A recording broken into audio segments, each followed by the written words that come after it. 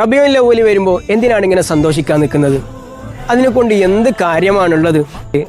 ഈ ചോദ്യം ചോദിക്കുന്ന ആൾക്കാരോട് പറയാനുള്ളത്, മുത്തുനബി സല്ലല്ലാഹു അലൈഹി വസല്ലമ തങ്ങൾ ജനിച്ച സമയത്ത് അബൂലഹബ് എന്ന് പറയുന്ന നരകത്തിൽ സീറ്റുറപ്പിച്ച, ഖുർആൻ പോലും പരസ്യമായി അബൂലഹബിനാണ് നാശം എന്ന് പറഞ്ഞ ആ അബൂലഹബ് മുത്തുനബി സല്ലല്ലാഹു അലൈഹി വസല്ലമ തങ്ങൾ ജനിച്ച ദിവസം സന്തോഷിക്കുകയും അതിൻ്റെ പേരിൽ ഒരടിമ സ്ത്രീയെ മോചിപ്പിക്കുകയും ചെയ്തിട്ടുണ്ട്.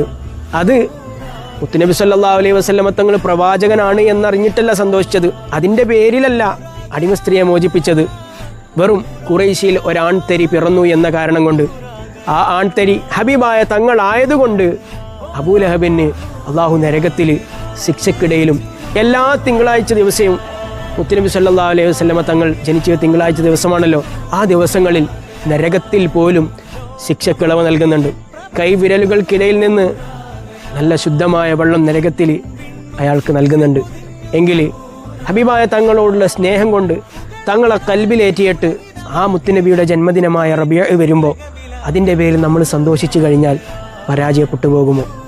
മുത്തുനബിയെ വിശ്വസിക്കാത്ത, മുത്തുനബിയെ അത്രയും പ്രയാസപ്പെടുത്തിയ ഇസ്ലാമിൻ്റെ വലിയ ശത്രുവായിരുന്ന അബൂലഹബ് പോലും മുത്തുനബിയാണ് എന്നറിഞ്ഞിട്ടല്ല സന്തോഷിച്ചത്, ഖുറൈശിയിൽ ജനിച്ചൊരാൺകുഞ്ഞാണ് എന്നറിഞ്ഞിട്ട് സന്തോഷിച്ചപ്പോൾ അത് മുത്തുനബിയായി എന്നതിൻ്റെ കാരണത്തിൽ ആ അബൂലഹബ് പോലും നരകത്തിൽ ഒരളവ് ലഭിക്കുന്നുണ്ട് എങ്കിൽ നമ്മൾ പരാജയപ്പെട്ടു പോകുമോ? മുത്തുനബിയെ നമ്മൾ കൽബിൽ ചേർത്ത് പിടിക്കുക. ഹബീബായ തങ്ങൾ ഒരിക്കലും നമ്മെ കൈവിടില്ല.